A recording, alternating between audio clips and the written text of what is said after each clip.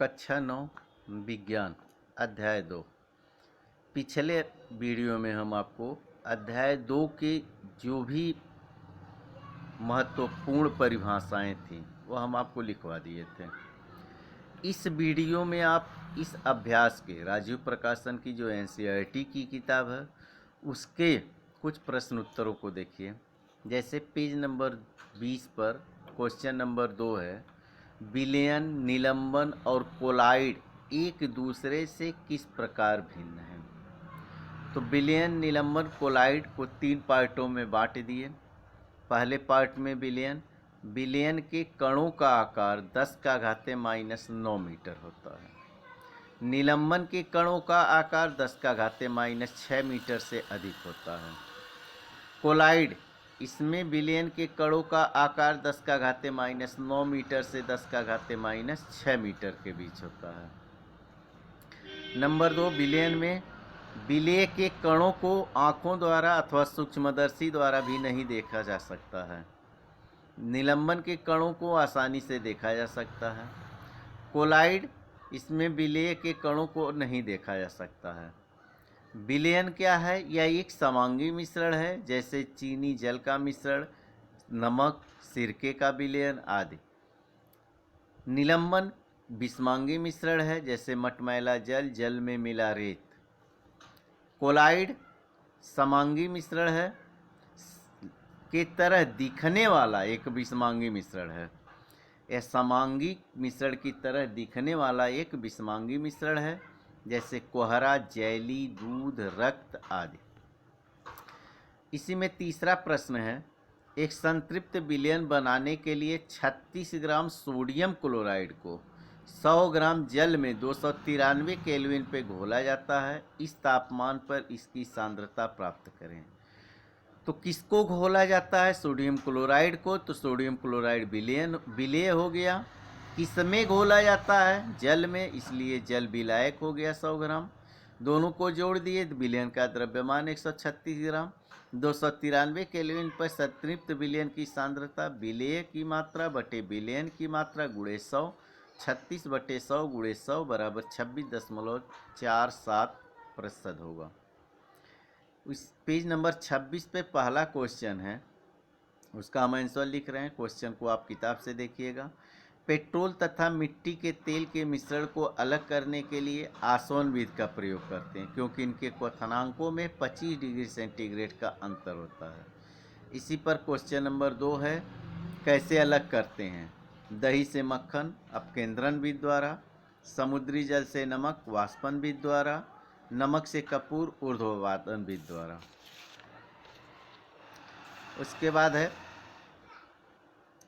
प्रश्न नंबर 3, क्रिस्टलीकरण विधि क्या है? तो क्रिस्टलीकरण विधि, इस विधि का प्रयोग ठोस पदार्थ को शुद्ध करने में किया जाता है। जैसे समुद्र के जल से प्राप्त नमक में बहुत सी अशुद्धियाँ होती हैं, इसे इसी विधि द्वारा दूर किया जाता है। पेज नंबर 27 पर क्वेश्चन नंबर 1 है, रासायनिक और भौतिक परिवर्तन में वर्गीकृत करना है। जैसे पेड़ों का काटना भौतिक परिवर्तन, मक्खन का एक बर्तन में पिघलना भौतिक परिवर्तन, अलमारी में जंग लगना रासायनिक परिवर्तन, जल का उबलकर वाष्प बनना भौतिक परिवर्तन, विद्युत तरंग का जल में प्रवाहित होना तथा उसका हाइड्रोजन और ऑक्सीजन गैसों में विघटित होना रासायनिक परिवर्तन, जल से साधारण नमक का घुलना, जल में साधारण नमक का घुलना भौतिक परिवर्तन, फलों से सलाद बनाना भौतिक परिवर्तन, लकड़ी और कागज का जलना रासायनिक परिवर्तन। पेज नंबर 30 पर क्वेश्चन नंबर 1 है, निम्नलिखित को पृथक करने के लिए आप किन विधियों को अपनाएंगे?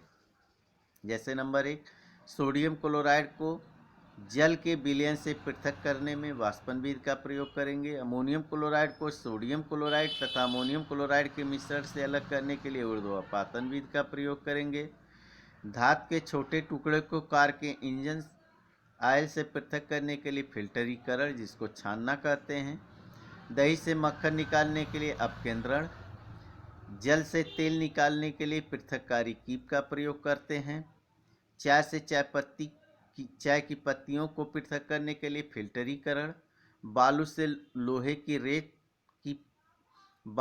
लोहे की पीनों को पृथक करने में चुंबकीय पृथक्करण, भूसे से गेहूं के दानों को पृथक करने में फटकन विधि, पानी में तैरते हुए महीन मिट्टी के कण को पानी से अलग करने के लिए फिल्टरीकरण, पुष्प की पंखुड़ियों के निचोड़ से विभिन्न रंजकों को पृथक करने के लिए फोटोक्रोमैटिक का प्रयोग करते हैं। उसके बाद आता है पेज नंबर 31 पर। यह था हमारा पेज नंबर 30। अब आ गया पेज नंबर 31 पर। क्वेश्चन नंबर 2 है, चाय तैयार करने के लिए किन किन चरणों का प्रयोग करेंगे? विलयन, विलायक, विलेय, घुलना, घुलनशीलता, घुलेय, फिल्ट्रेट अथवा अवशेष शब्दों का प्रयोग कीजिए। तो देखिए आंसर, सर्वप्रथम 1 कप जल विलायक लेते हैं, इसे गर्म करते हैं, जल उबलने लगे, उसमें 1 चम्मच चीनी विलेय मिलाते हैं। पानी में चीनी का घुल जाना घुलना है, क्योंकि चीनी जल में घुलनशील होती है।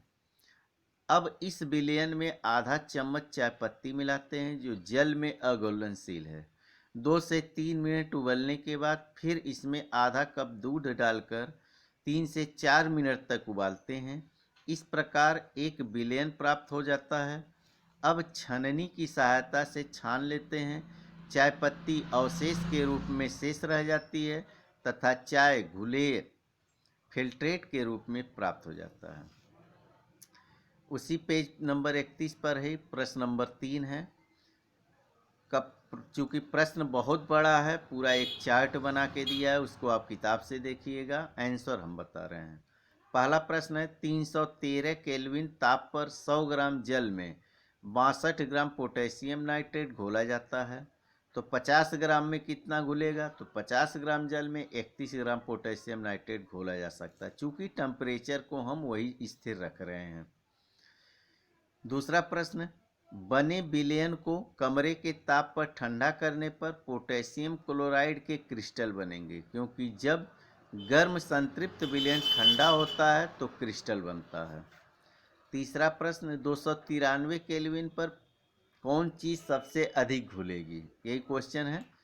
तो 293 केल्विन ताप पर पोटेशियम नाइट्रेट की घुलनशीलता 32 ग्राम है, सोडियम क्लोराइड की घुलनशीलता 36 ग्राम है, पोटेशियम क्लोराइड की घुलनशीलता 35 ग्राम है, अमोनियम क्लोराइड की घुलनशीलता 37 ग्राम है। अगर हम सबकी तुलना करें तो सबसे ज़्यादा 37 ग्राम अमोनियम क्लोराइड है, अतः अमोनियम क्लोराइड की घुलनशीलता सबसे अधिक है।